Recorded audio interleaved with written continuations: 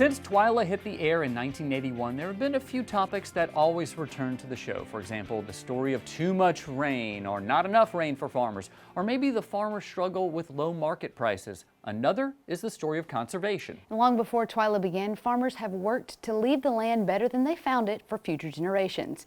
This week, TWILA's Karl Wiggers shows us how that story has evolved and how farmers are getting better at conserving and improving their land. Operation Quackback. It's more than a fun name and poster. It's farmers building waterfowl habitat dating back to the early 90s. This program was one of the many tools farmers used to improve their farmland and the environment, and it was featured on TWILA in 1994 and 1996. Vermilion Parish rice farmer Dwight Hardy was an early adopter of the program. We're able to give quality habitat to ducks and geese in the winter. It was also intended in a little lesser extent to inform the public that without that rice farmer, that waterfowl habitat would not be there. That outreach aspect is the element of the story that has become more important over the years. Farmers have been using practices forever to conserve their farmland and protect the environment. The only change is the creation of programs and naming these practices that farmers are now able to show their neighbors how they're doing just that. This program is a very positive one, demonstrating that the farming community is concerned about conservation. 25 years later, Tensas Parish farmer Kellen Lee is still finding new ways to better conserve the land that his family farms, a value he saw displayed in the generations farming before him. Lee says being able to tell the story of conservation on Louisiana farms is only going to get more important in today's changing marketplace. These aren't new sustainable practices. All growers are being as sustainable as they can to stay in business. And with the U.S. Cotton Trust Protocol, this is just a way to measure it and a way to show it. This is a way to tell our story of things that we've been doing, my dad was already doing, and his dad before.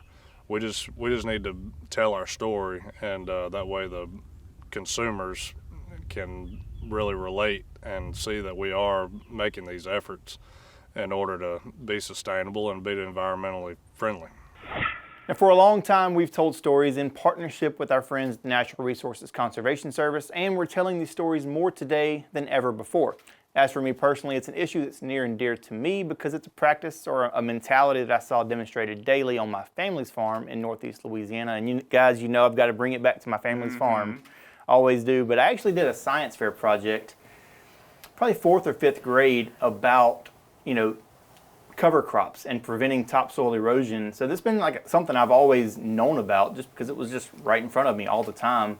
And Mike Dana loved to come and do stories at our farm, and that was actually my introduction to TWILA. He never did a story on my science fair project, but he did do a story on Dad and them planting cotton into wheat stubble. So he kind of has done a story on that. You are now the 6th producer of This Week in Louisiana Agriculture over its 40-year history. Every producer who came in here brought it up to that next level. And you, Karl, have brought in a more almost cinematic eye to it. You've brought in a lot more use of the drones and taken that technology level to that next level, which is what we need to do. It's, I always talk about things in musical terms because I look at musicians. The musicians who are playing in the clubs today are always going to be better than the ones who influenced them. And so you're going to take this show beyond where it was influenced, and the person who comes after you is going to take it to the next level. I hope so. Well, I like where the show's at, and I like where we're headed. So. Well, we appreciate your hard work, Karl. Thank you so much. Still to come on TWILA, we always get it right on the first take here on the show. That's not even close to right, and we prove that when we come back. Stay with us.